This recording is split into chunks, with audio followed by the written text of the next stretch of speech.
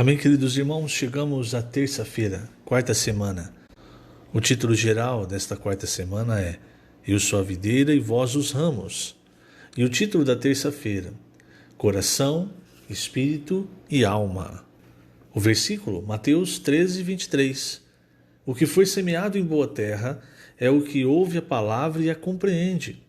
Este frutifica e produz a 100, a 60 e a 30 por um. Senhor Jesus, obrigado, Senhor, obrigado por mais um dia que nós queremos passar na Tua presença, reclinados ao Teu peito, Senhor, ouvindo Tua palavra, desfrutando de Tua pessoa, das Tuas riquezas. Queremos estar, Senhor, aos Teus pés, para com humildade receber aquilo que vem do Teu coração, a Tua vontade. Senhor, que o Senhor continue cada dia tendo misericórdia de nós. O Senhor conhece o nosso coração, muitas vezes duro. Ainda assim, o Senhor tem falado a palavra, tem lançado a semente, trabalhado nessa terra, para que essa terra seja uma boa terra. Uma terra que absorva essa semente, uma terra que tenha raízes e que faça essa semente, que é a Tua palavra, frutificar. Esse é o desejo do nosso coração, Senhor. Por isso, trata o nosso coração. Remove espinhos, remove pedras, que a dureza, muitas vezes, do nosso coração, a nossa incredulidade seja removida, Senhor, pois queremos receber a Tua palavra e frutificar. Que o nosso serviço a Ti te seja agradável hoje e até o fim, amado Senhor, pois nós Te amamos. Jesus é o nosso Senhor. Muito bem, queridos irmãos, estamos em João 15, ali vemos o Senhor como a videira verdadeira, nós como os ramos dessa videira e o Pai como agricultor.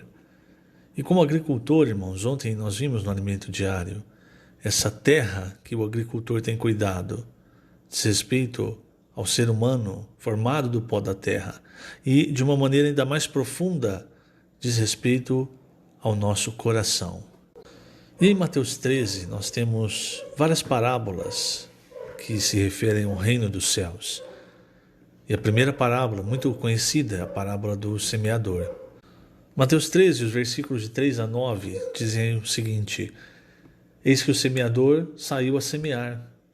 E ao semear, uma parte caiu à beira do caminho, e vindo as aves a comeram.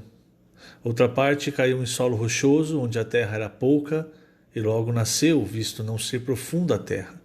Saindo, porém, o sol a queimou, e porque não tinha raiz, secou-se.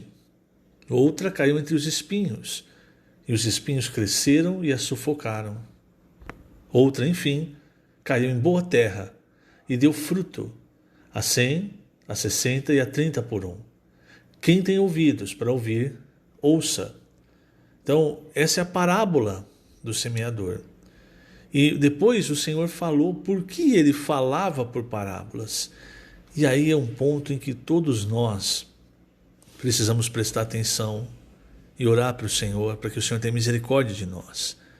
Porque quando Ele vai falar nos versículos 10 a 15, sobre por que Ele dizia, por que Ele falava em parábolas, Ele disse o seguinte: Então se aproximaram os discípulos e lhe perguntaram: Por que lhes falas por parábolas?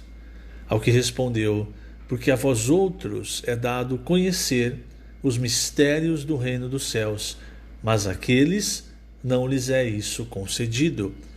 Então, primeiramente, irmãos, nós realmente todos os dias precisamos agradecer ao Senhor, adorar o Senhor, realmente estar aos pés do Senhor, porque eu não sei porquê, mas a Ele, irmãos, agradou de nos revelar os mistérios do reino dos céus. E o Senhor continua ainda nesse trecho dizendo: Pois ao que tem se lhe dará, e terá em abundância, mas ao que não tem, até o que tem lhe será tirado. Por isso lhes falo por parábolas, porque vendo não veem, e ouvindo não ouvem nem entendem, de sorte que nele se cumpre a profecia de Isaías.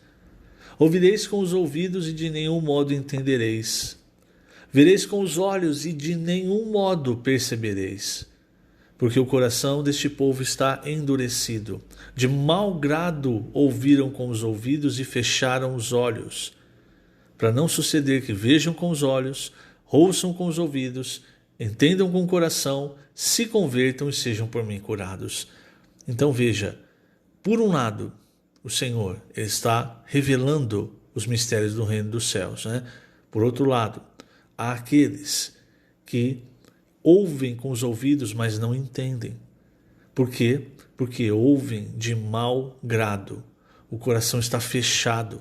Talvez, muitas vezes, por focar no emissor da palavra. Por exemplo, não é na época de Jesus, irmãos. Veja, nós estamos falando do próprio Deus. Mas quando as pessoas olhavam para o Senhor, viam um ser humano frágil. Um ser humano despojado de força física, de riquezas materiais. O Senhor era uma pessoa extremamente simples. Então, visualmente, você não dava nada por ele. O que diziam? Mas de Nazaré pode sair alguma coisa boa? Ou, de tal lugar, da Galiléia, não se levanta profeta. Não, conheço esse aí, esse é filho de Maria, nós conhecemos os irmãos dele. Entende? Vai olhando para o que é físico e achando defeito. E aí, irmãos, não consegue abrir o coração quando uma pessoa está falando a palavra de Deus. E aí fica cego, fica surdo, está ouvindo de mau grado, os olhos fechados. E o resultado não se converte e não é curado, permanece na mesma situação. Então nós não podemos ser essas pessoas que ouvem a palavra de mau grado, que fecham os olhos para as coisas que o Senhor está fazendo. Nós precisamos ser aqueles que absorvem a palavra de Deus, né? Assim como o solo absorve a chuva para frutificar. O Senhor ainda continuou falando, né, nos versículos 16 e 18, bem-aventurados, porém, os vossos olhos. Ali ele estava falando com os discípulos, né? Porque veem, e os vossos ouvidos porque ouvem, pois em verdade vos digo que muitos profetas e justos desejaram ver o que vedes e não viram, e ouvir o que ouvis e não ouviram. Atendei vós, pois, a parábola do semeador. E aí ele passa a explicar a parábola nos versículos 19 a 23. Então ele diz: a todos os que ouvem a palavra do reino e não a compreendem, vem o maligno e arrebata o que lhe foi semeado no coração. Este é o que foi semeado à beira do caminho. Então o que ele disse antes? Que semeia à beira do caminho, aí vem as aves, e as aves representando o maligno, as potestades, os principados, e elas arrebatam aquilo que foi semeado. Então muitas vezes, irmãos, nós sofremos sob influências de coisas malignas, coisas que vêm para fechar o nosso coração, para tornar o nosso coração uma terra dura. Assim, quando a palavra vem, ela bate nessa terra dura, e esses principados e potestades, eles arrebatam essa palavra, como? Fazendo com que a nossa mente esteja cheia de sofismas, cheia de fortalezas. Aí nada pode penetrar, nem a palavra do reino. Não há fruto. E aí o segundo solo diz o seguinte: o que foi semeado em solo rochoso, esse é o que ouve a palavra e a recebe logo, com alegria, mas não tem raiz em si mesmo, sendo antes de pouca duração. Em lhe chegando a angústia ou a perseguição por causa da palavra, logo se escandaliza. Que isso? Você é aquele tipo de cristão que ele recebe a palavra, mas ele não tem raiz. O que significa isso? Ele não tem comunhão pessoal com o Senhor, não tem profundidade no Senhor. Então é aquele tipo de cristão de final de semana, que vai numa reunião 1 ou 2 vezes no final de semana e recebe a palavra com alegria, mas o coração dele é um solo rochoso. E por causa desse monte de pedras, a semente ela não consegue se aprofundar, criar raiz. Aí diz que vem o sol, irmãos, as provações, as angústias, situações da vida que, como não tem profundidade, essa pessoa se escandaliza. E aí ela vai embora, ela não permanece, ela não continua recebendo, ouvindo a palavra. Terceiro solo é aquele que tem muitos espinhos. O versículo diz: o que foi semeado entre os espinhos é o que ouve a palavra, Porém, os cuidados do mundo e a fascinação das riquezas sufocam a palavra e fica infrutífera. Vejamos quantas coisas há no nosso coração sufocando a palavra. Às vezes não são só os cuidados do mundo, a fascinação das riquezas, às vezes tem mágoas, tem muitas coisas que quando a palavra chega, ela não frutifica. Por quê? Porque esses espinhos sufocam. As pedras no segundo solo não deixam que a semente se aprofunde e crie raiz, mas os espinhos, eles sufocam a semente. Nós todos, irmãos, precisamos lidar com esses 3 tipos de solo, porque eles representam 3 tipos de coração, 3 tipos de vida.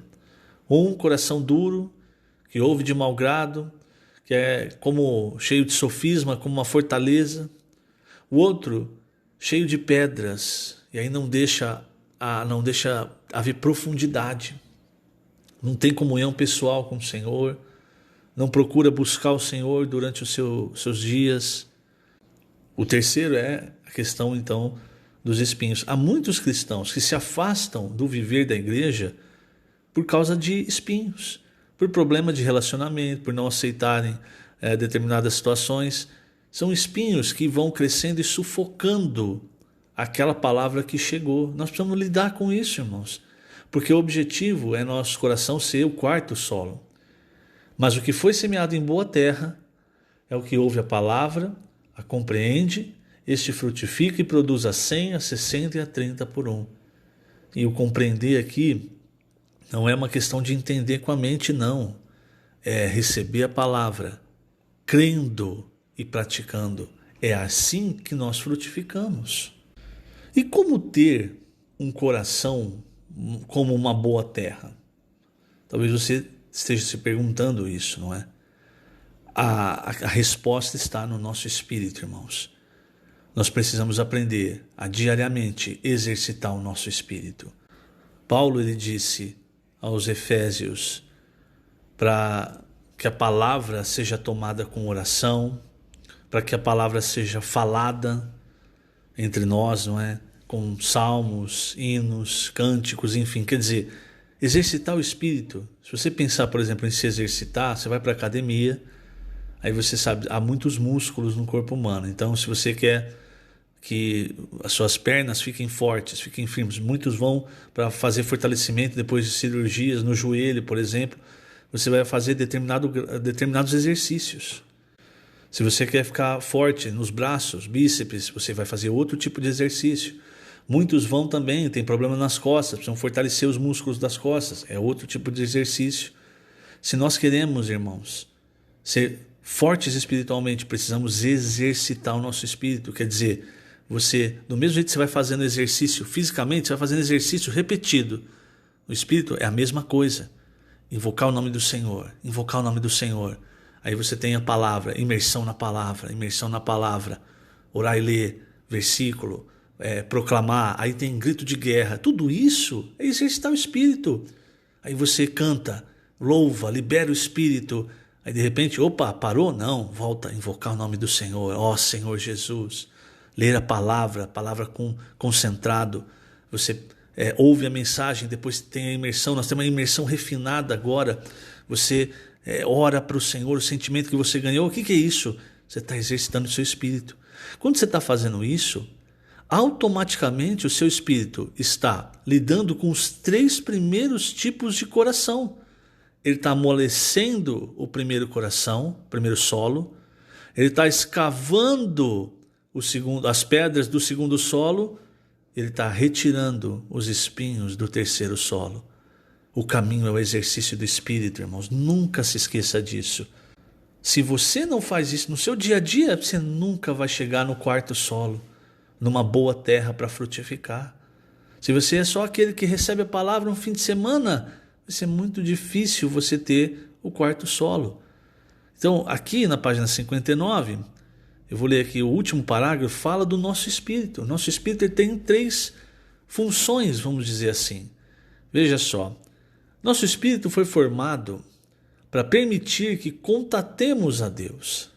O espírito do homem tem 3 funções. A primeira é a comunhão, que estabelece comunicação entre Deus e nós. Louvado seja o Senhor, porque não é a mente, mas é o Espírito a parte responsável por nosso contato, isto é, nossa comunhão com Deus. Ao termos comunhão com Deus, Ele fala conosco, transmite-nos sua palavra, dá-nos sua ordem, sua palavra de comando. A segunda função do Espírito é a intuição. A intuição nos comunica a vontade de Deus, não mediante um alfabeto com letras e palavras, mas por meio de uma percepção do que Deus quer falar. A terceira função é a consciência, que nos capacita a ficar cientes do que Deus falou. A consciência transmite o falar de Deus do espírito para a alma. Aí virando a página, fala sobre a alma. Página 60, eu vou ler esse parágrafo também. Inclusive tem uma ilustração mostrando as três partes do homem, corpo, alma e espírito, as três partes da alma e essas três funções do espírito. Isso aqui, querido irmão, querida irmã, você não precisa ficar preocupado em decorar. O que você precisa se preocupar é em exercitar o seu espírito. Por quê? A partir do espírito, a nossa alma também vai sendo enchida com Deus, com tudo que é de Deus, com tudo que é espiritual. Então, página 60 diz: a alma, que é a nossa personalidade, também tem três funções. A primeira é a mente, onde residem os pensamentos. A segunda é a emoção, que expressa nossos sentimentos. A terceira é a vontade, responsável por tomar decisões. Em nosso espírito está a consciência, que estabelece contato com a alma, chegando até ela por meio da mente.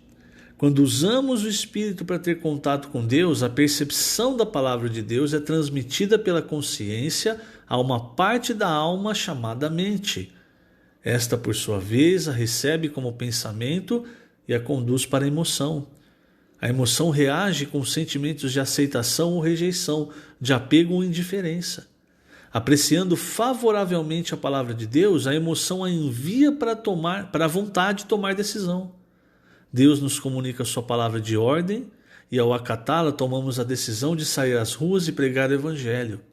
É dessa forma que a palavra de Deus age em nosso interior, provocando uma reação de nossa parte. Então tudo começa no espírito. E aí passa para a alma, que aí dá o comando para o corpo. Se Deus não ganhar a nossa alma, não ganha o nosso corpo, irmãos. Então lembre-se, essa é uma lição muito importante, é uma lição diária. Todo dia nós precisamos exercitar o espírito. A imersão da palavra, os gritos de guerra, enfim, tudo o que nós temos hoje, irmãos, são para nos ajudar a exercitar o nosso espírito, para a palavra entrar em nós, inculcar a palavra em nós. Pode perceber que depois que você faz a imersão, a palavra ela está mais rica, ela está mais forte na sua mente, no seu coração, do que simplesmente você passar a dar uma lida. Você está lendo a Bíblia, ore, leia os versículos, não simplesmente ganhando um conhecimento superficial, mas se aprofundando, fazendo com que a palavra crie raízes no seu coração. Isso é o resultado, é Cristo habitando ricamente em nós, irmãos.